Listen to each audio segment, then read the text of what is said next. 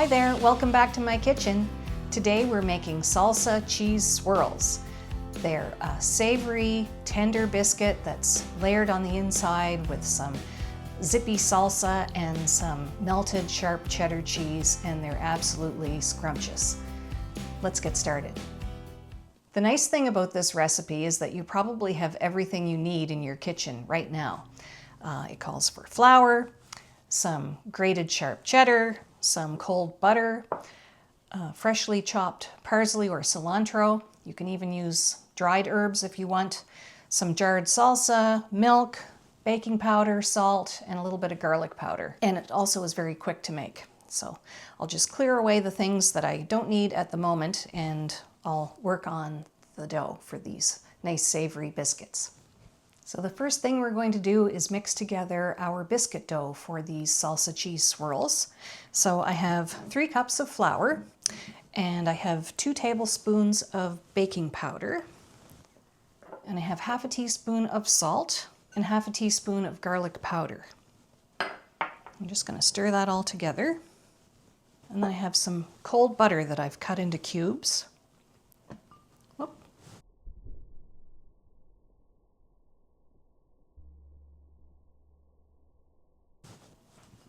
Went everywhere. And I'm just going to use a pastry blender to cut my butter into the flour. Just keep working it in until you have small pieces of butter throughout the flour. So that looks pretty good. We've got the butter all cut into the flour. And next I have 2 tablespoons, maybe a little bit more, of chopped fresh parsley. If you have cilantro, use cilantro. If you want to use a mixture of parsley and cilantro, that's really nice too. And we're just going to sprinkle that into the flour and butter mixture. And I'm going to toss the parsley into the flour mixture. So now we're going to make a little well in the center. And I have a cup of milk measured out. You might not need the entire cup, so just mix in maybe 3/4 of it at first, and you just want to stir this together until you get a nice soft dough. You might need all the milk, you might not need all the milk. So I'm just going around the sides of my bowl with my spatula. I think it will need a little bit more than that.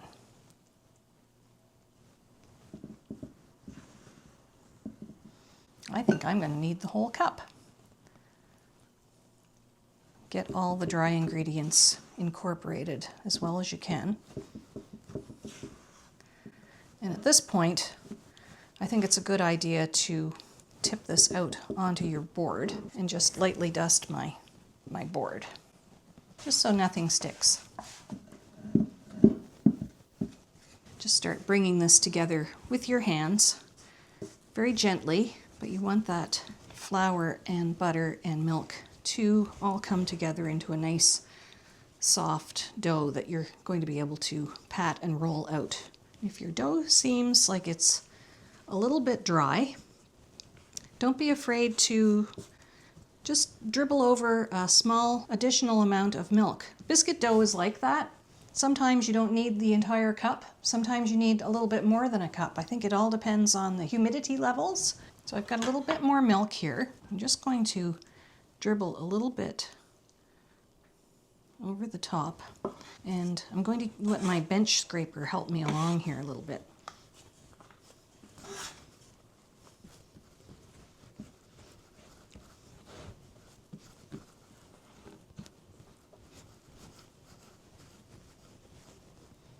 So I have my dough all patted together now with most of the dry ingredients incorporated. It's okay if you have a few little crumbs remaining. I think those will work their way into the dough when we roll it out.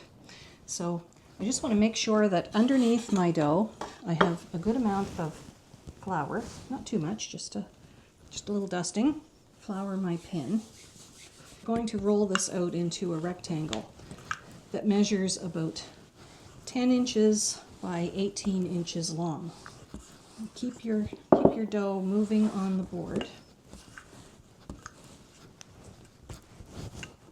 And I'm just eyeballing these measurements. If you need to reassure yourself as to what 10 by 18 looks like, feel free to get out a ruler. And I don't think you have to have a very perfect rectangle either. I mean, you could cut off the edges and make them a little more square, but this is just for family, and you don't have to be too fussy or perfect. I want the long edge to be facing me. When we roll this up, we're going to be rolling it from the long edge. So there, that looks pretty good. So about 18 inches this way and 10 inches this way, although I think I'm a little longer this way, but it's going to be fine. Okay, so we have our biscuit dough rolled out. Just make sure it's not sticking anywhere. So now I have some salsa. This is just store-bought thick and chunky salsa from a jar, and if you happen to make your own, that's great, use that. If your salsa that you make or buy is a very runny variety, you want to go ahead and drain some of that excess liquid off. So you want a fairly nice, thick, chunky salsa. So we're going to go ahead and spread that all over the dough. And that was approximately 2/3 of a cup, but if it doesn't appear to be enough for you, you can go ahead and add just a little bit more. And I'm just spreading this out with the back of a spoon. You know what? I think I will use a little bit more. So I grabbed about a 1/4 cup more salsa because I want every bit of this dough to be covered. I think that's better. So I'm going right up to the edges on the side, but I'm leaving about 1 inch free on the side that's farthest from me, and because that's the seam. So go right over to that edge. And now I have a cup of sharp cheddar. And I like sharp cheddar. I like the zip it gives, but if you prefer a mild cheddar, or mild cheddar is all you have in the house, go ahead and use that. But I think an old aged cheddar is a little nicer in this, a little more savory and zippy. The other thing you can do with this recipe, if you happen to like a lot of spice, is to add a chopped up jalapeno pepper. Someone in my house doesn't like things overly spicy, so I'm not doing that this time. But you can chop up some jalapenos. You can use pickled jalapenos. You can use fresh jalapenos. Just dice them up really tiny and sprinkle them over everything. So now we're going to start rolling this up. And you can use a bench scraper to help you along. So we're just going to start on this long edge closest to you and start twirling that together like a jelly roll or a cinnamon roll. You need a little hand lifting and turning that once it gets a little more filled with at the center of the roll. Just use your bench scraper to help lift that up. Push some of that salsa in there. And now we're going to pinch this seam together as well as we can. We don't want any of the salsa or cheese to escape. There, that looks pretty good. Just give it a little hug with your hands and flip that over so the seam is on the bottom. So now to cut these, I have a serrated bread knife. I find that's easiest for cutting this sort of biscuit dough. And I'm going to find my halfway point, and I'm just going to score it. And I think I'm going to get about 12 out of this. So halfway point here, halfway point here, and then you're going to make score marks to create 6. 1, 2, 3, 4, 5, 6. 1, 2, 3, 4, 5, 6. Okay, so start sawing it down the middle. Just quick sawing motions, no downward pressure. You don't want to squish out the filling.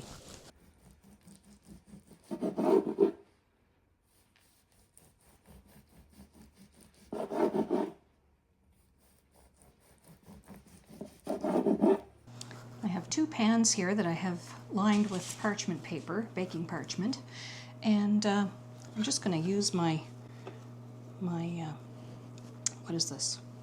Bench scraper. I'm just going to use my bench scraper to help me transfer these to the baking sheet. And those little end pieces, they might not be the prettiest, but I think they're going to bake up just fine.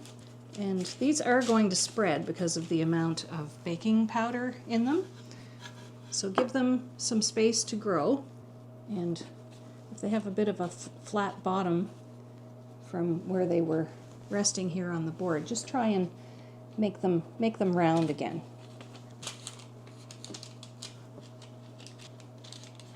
So I'm going to bake these on a large tray. This remaining 4, I'm going to put these on a tray, and then I'm going to slide this into my freezer unbaked. And that way, in a few weeks, if I'm making a pot of chili and we want a nice baked good to go along with it, I can just pull these out of the freezer and bake them from frozen, and it'll be beautiful and freshly baked. A lovely thing to have with a nice hot bowl of soup or chili. These are even good in the morning. Scramble up some eggs and have this on the side instead of toast. Scrumptious. So these will go into the oven. I have my oven preheated to 375. These I'm going to slide into the freezer. And then once they're frozen, I'll just pop the frozen swirls into a Ziploc bag and write on them that they should be used within the next month or so. I think they'll be used sooner than that, but these will be the ones that I'll bake right away. So into the freezer with these, and into the oven with these. These are going to bake at 375 for about 15 to 20 minutes, but as I always say, check them early. Check anything early. Everyone's oven is different, and once they're golden and puffed and it looks like the centers are baked, they're done. So we'll check them, and I'll show you what they look like when they're finished. Oh, it's smelling so good in here. I think the swirls are done.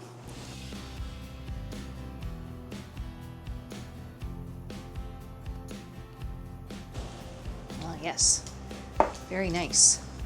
Yeah, they smell great. The cheese is all bubbling out from the inside. So now we just have to let these cool on this pan for about 5 minutes, and then we'll transfer them to a cooling rack to finish cooling completely. We have to be patient. That's hard. So now these have cooled on the pan for about 5 minutes. So I'm just going to transfer them over to a cooling rack to finish cooling. But you know what? They smell so good. And we want to give them a taste test. I think maybe just another 5 minutes of cooling, and then we'll bite into one and see what they're like. But they're still a little hot right now. And I think these are the sort of things that are best served warm or slightly warm, so maybe not screeching hot right out of the oven, but nice to have a little residual heat so that cheese is still nice and melty. So, well, our salsa cheddar swirls have finished baking, and they're still fairly warm, but I think they're at the point where we can break into one and see how they turned out and what they taste like. But look at the beautiful little layers of flaky pastry, and all that zippy salsa and cheddar cheese has all melted together, and they look very appetizing. So I'm just going to try this one. Break it apart and see what that looks like. Oh, so nice. Fluffy, tender biscuit dough, cheese inside. Still really warm.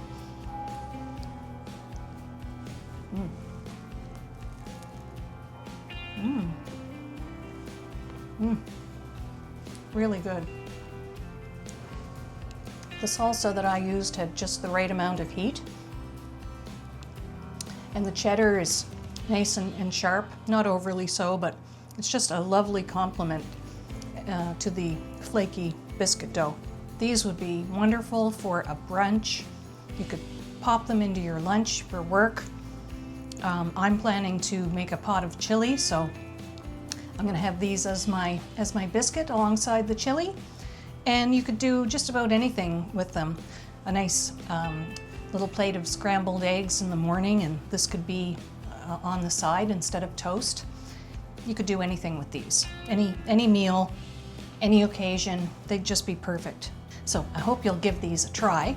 I loved making these. This is a nice change from the sweets that I normally do, but it's lovely to have something warm right out of the oven. Warms up your kitchen on a chilly fall day, and they're very tasty. So I hope you'll give these a try. Maybe I'll see you here again next week. I hope so. Give me a like, subscribe if you want to keep up with all the delicious things I have coming. And thanks again for being here. Bye for now.